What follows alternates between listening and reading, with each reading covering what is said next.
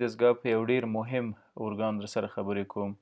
لارج انټسټاین یا زموږ سترې کولمې یا غټې کولمې. ښه، لارج انټسټاین یا زموږ غټې کولمې یا لارج باولز په بالغ انسانانو کې تقریبا 1.5 متره یا 1.5 متر طول لري. ښه، په هضمي دستګاه کې د خولې او حلقوم نه راښکته مرۍ ده، مرۍ یا اسافیګس. دا یو عضلاتي ټیوب ده چې د خپلو مخصوصو مارپیچو حرکاتو په واسطه ژول شوي خواړه چې بولس نومیږي را انتقالوي معدې ته.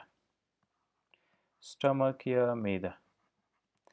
معده هم بولس اخلي په خپلو حرکاتو یا انټرال موټیلیټي یا ټرایټوریشن په واسطه او د خپلو ترشحاتو په واسطه هضموي او په کایم یې بدلوي. کایم هم بالاخره کوچنیو کولمو ته له دې سفنکټره کوچنیو کولمو ته راننوځي. په کوچنیو کولمو کې دا زموږ کوچنۍ کولمې دي، سمال انټسټاینز، او کوچنۍ کولمې بالاخره دلته د غټو کولمو سره یوځای کیږي.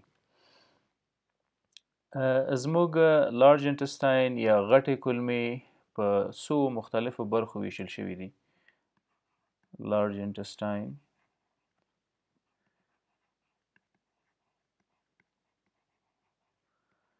ښه، لارج انټسټاین د ایلیوسیکل جنکشن نه شروع کیږي. د ایلیوسیکل جنکشن نه شروع کیږي تر انس یا مقعده پورې دوام کوي. دا ایلیوسیکل جنکشن ده، ایلیوسیکل جنکشن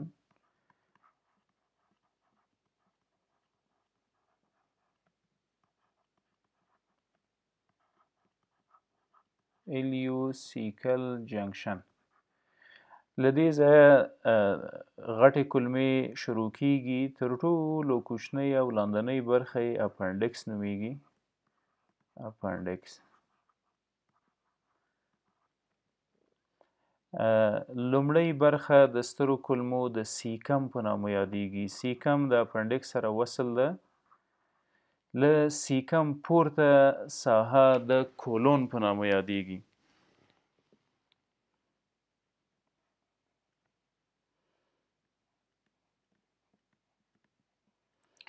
کولون له دې ځایه شروع شوی ده، همداسې پورته ځي تر دې ساحې پورې ټرانسورس کولون ده.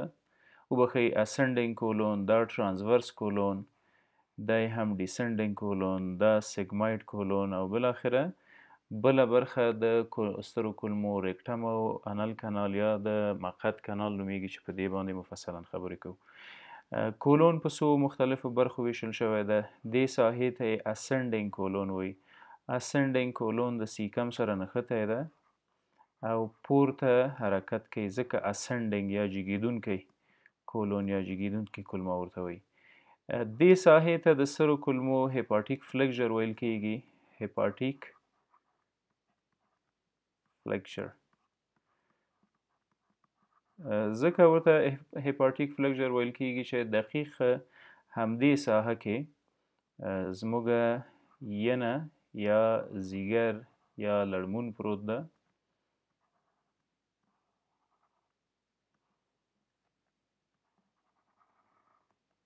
داسې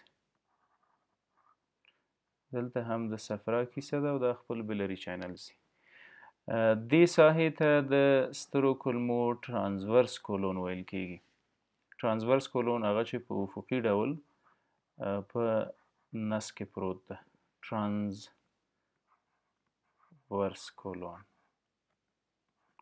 ښه، د ټرانسورس کولون نه لاندې ډیسنډینګ کولون ده.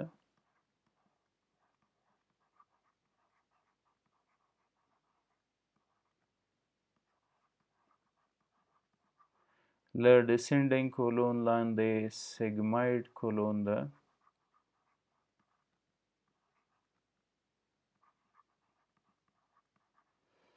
له سیګماید لاندې ریکټم چیرته چې ډکې میتیازې یا غایطه مواد ذخیره کیږي، دا هم انل کنال یا د مقعد کنال ده، او دا هم بالاخره د سترو کولمو تر ټولو آخري برخه مقعد یا انس. له مقعد تر الیوسیکل جنکشن یا تر دې ساحې پورې ټول لینت یا ټول طول د غټو کولمو په بالغو انسانانو کې 1.5 متر ده. د کولمو یو سلسله ډېر مهم وظایف موجود دي چې په هغو مفصلا خبرې کوو. زموږ سترې کولمې په جذب کې، په هضم کې، په ترانسپورټ کې د غایطه موادو ډېر مهم رول لوبوي. دغه ساحه د سترو کولمو اخلو، زوم کوو او سټرکچر په مایکروسکوپ کې ګورو چې څه ډول یو ساختمان لري. د کولمو دغه ساحه که راواخلو او زوم یې کړو، نو د کولمو دیوال 3 مختلفې پردې لري. لومړنۍ پردې ته میکوزا وایي. په میکوزا کې میکوزل حجرات دي یا اپیتیلیل سلز دي، معمولا سمپل کلمنر اپیتیلیم. په ټوله هاضمه جهاز کې خصوصا په کولمو او معده کې موجود ده. په مرۍ کې بیا سټراتیفاید سکوامس او کلمنر اپیتیلیمز دي چې په هغو په تیرو لکچرونو کې غږېدلي وو. دا د کولمو د دیوال لومړنۍ یا داخلي پرده ده. ښه، دا ساحه مو زوم کړله. لومړۍ پرده یې د میکوزا په نامه یادیږي. میکوزا. ښه، په میکوزا کې اپیتیلیم موجود ده. په اپیتیلیم کې اپیتیلیل سلز او ګلنډز یا ګلنډز اف لیبرکونز دي چې هغه بیا خپل مخصوص ترشحات لري. د میکوزا شاته چې کومه بله پرده ده د عضلاتو، دې ته سب میکوزا وایي. په سب میکوزا کې د وینې رګونه، همدارقم د اعصابو حجرات، نیورو ترانسمیټرز ټول لیدل کیږي. دویمې لایې ته یا دویمې پردې ته سب میکوزا وایي. د غټو کولمو د دیوال په مایکروسکوپ کې وګورو، لومړنۍ پرده یې میکوزا او دویمه پرده یې سب میوکوزا ده. په سب میکوزا کې معمولا زموږ سره د وینې رګونه، د اعصابو حجرات دي، همدارقم نیورو وسکولر بنډلز ټول په سب میکوزا کې لیدل کیږي. همدارقم د کولمو ځینې وظایف لکه ترشحات په سب میکوزا کې کیږي. د کولمو د دیوال دریمه برخه یا دریمه پرده د مسکولرس په نامه یادیږي. په مسکولرس کې د عضلات موجود دي. د دغو عضلاتو د کنټرکشن یا د حرکاتو د وجې په کولمو کې مخصوص حرکات پیدا کیږي او دې پردې ته یې مسکولرس وایو. مسکولرس.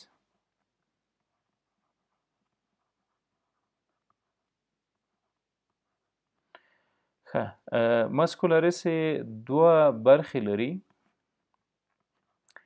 له بیرون نه لومړی له بیرون طرف نه که د کولمو دیوال ته ننوځو، نو آوټر لیر یا بیرونی پرده د مسکولرس بخش چې ده هغه لانګیچوډینل ده. لانګیچوډینل څه معنا؟ په اوږدو باندې پرته ده.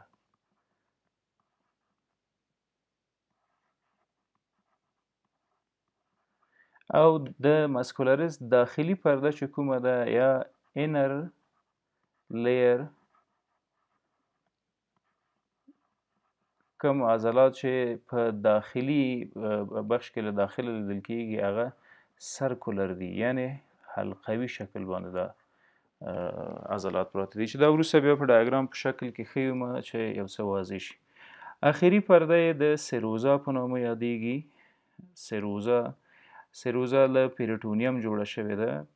پیریټونیم هغه پرده ده چې د کولمو د هاضمې جهاز اکثریت ارګانونه پوښي، خصوصا کولمې. نو زموږ د کولمو دیوال که د مایکروسکوپ لاندې ګورو په حقیقت کې داسې څلور پردې لري او میکوزا، سب میکوزا، مسکولرس او سیروزا یې نومونه دي. که همدغه وضعیت په مایکروسکوپ کې وګورو، یعنی دغه ساحه مو واخیسته، زوم مو کړله، داسې یو ساختمان لري په مایکروسکوپ کې. ښه، راځو د کولمو ترشحاتو ته. کولمې خصوصا سترې کولمې زموږ په وجود کې ډېر مهمه ترشحات لري چې هغه ته انټسټینل جوس هم ویل کیږي، انټسټینل سیکریشن یا انټسټینل جوس. انټسټینل سیکریشن. ښه، کوم مواد چې په سترو کولمو کې تولیدیږي، کوم مایات، تقریبا یوه غټه فیصدي اوبه تشکیلوي. یعنې هغه کوم ترشحات چې د سترو کولمو د اپیتیلیم د حجراتو نه کیږي، تقریبا 0.5% جامد دي، یعنې 0.5% ترشحات په کولمو کې جامد دي، متبقي 99.5% اوبه تولیدیږي په سترو کولمو کې، واټر یا اوبه. دغه جامد مواد په سترو کولمو کې په دوو برخو ویشو، یا عضوي مواد دي ارګانیک، یا هم غیر عضوي مواد دي ان ارګانیک. په غیر عضوي موادو کې چې په کولمو کې ترشح کیږي، ډیر مهمه منرالونه پکې دي، لکه سوډیم، دا سمبول د Na،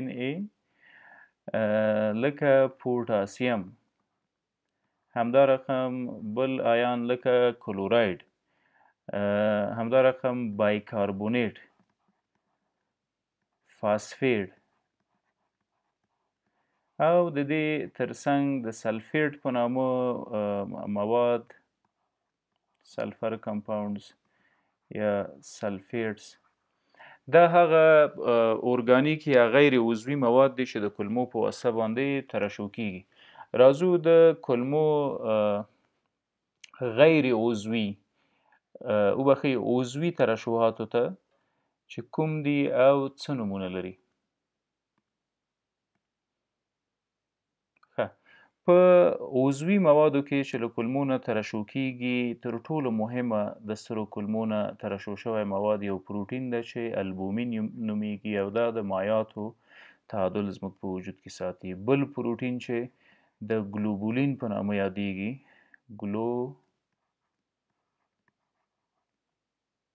ګلوبولین، دا هم د سترو کولمو په واسطه تولید کیږي. او د میوسین په نامه مواد چې معمولا د ډکو میتیازو په ترانسپورت کې ډیره مرسته کوي، یعنی نچرل لګزیټیوز دي، دا هم د سترو کولمو په حجراتو کې تولیدیږي. همدا رقم د یوریا په نامه مواد زموږ په سترو کولمو کې تولیدیږي. دا هغه تولیدات دي چې د سترو کولمو په حجراتو کې کیږي، خصوصا اپیتیلیم حجرات، او په دغه حجراتو کې د لوبرکانس په نامه ګلنډز یا غدوات موجود دي.